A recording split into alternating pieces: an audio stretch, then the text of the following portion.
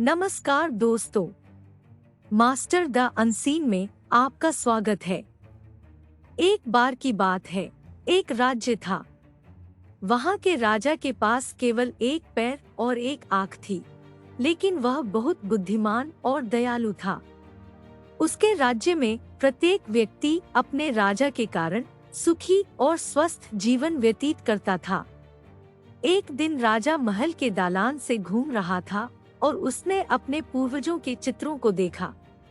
उसने सोचा कि एक दिन उसके बच्चे उसी दालान में चलेंगे और इन चित्रों के माध्यम से सभी पूर्वजों को याद करेंगे। लेकिन राजा ने अपना चित्र नहीं बनवाया।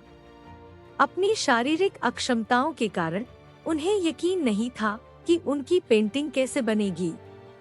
इसलिए उसने अपने और अन्य राज्यों के कई प्रसिद्ध चित्रकारों को दरबार में आमंत्रित किया। राजा ने तब घोषणा की कि वह महल में खुद का बना एक सुंदर चित्र रखना चाहता है। कोई भी चित्रकार जो इसे अंजाम दे सकता है, उसे आगे आना चाहिए। पेंटिंग कैसे बनती है, इसके आधार पर उसे पुरस्कृत किया जाएगा। सभी चित्रकार यह सोचने लगे कि राजा का केवल एक पैर और एक आँख है। उनके चित्र को बहुत सुंदर कैसे बनाया जा सकता है? यह संभव नहीं है, और यदि चित्र सुंदर नहीं निकला तो राजा क्रोधित हो जाएगा और उन्हें दंड देगा।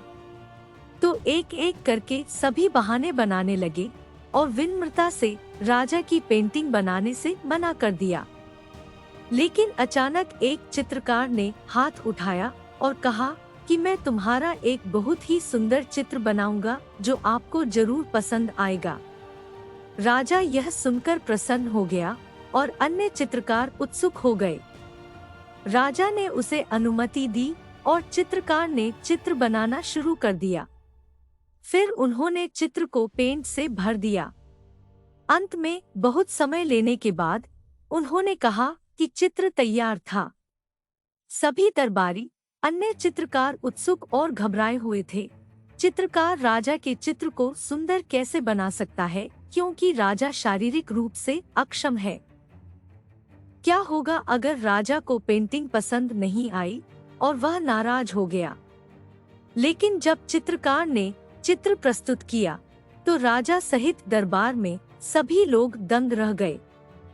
चित्रकार ने एक चित्र बनाया जिसमें राजा घोड़े पर बैठा हुआ था, एक पैर की तरफ अपना धनुष पकड़े हुए और अपनी एक आंख बंद करके तीर को निशाना बना रहा था। राजा को यह देखकर बहुत प्रसन्नता हुई कि चित्रकार ने बड़ी चतुराई से राजा की अक्षमताओं को छिपाकर एक सुंदर चित्र बनाया है। राजा ने उसे बहुत बड़ा इनाम दिया। हमें हमेशा दूसरों के बारे में सकारात्मक सोचना चाहिए और उनकी कमियों को नजरअंदाज करना चाहिए। हमें कमजोरियों को छिपाने की कोशिश करने के बजाय अच्छी चीजों पर ध्यान देना सीखना चाहिए।